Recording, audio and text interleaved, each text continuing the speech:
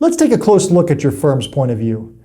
If positioning is about segmenting the market and determining where you will choose to compete, then your point of view is your firm's way of separating from everyone else in that same arena. While 10 years ago, simply claiming an area of expertise was likely enough to differentiate a firm from one to the next, these days there are likely tens or hundreds of firms like yours claiming that same area of expertise. How can a client distinguish one firm from the next? Often it comes down to belief systems. What is it you believe as an organization about how what you do should be done? Where do clients or your peer firms consistently trip when trying to do what it is you do? What do you see as the best future opportunities for clients operating in your area of expertise? All of these can form a compelling point of view. That said, mining for a distinct point of view is really hard. As your firm's marketer, you need to lean on your practice leaders' years of work in pattern development to distinguish the signal from the noise.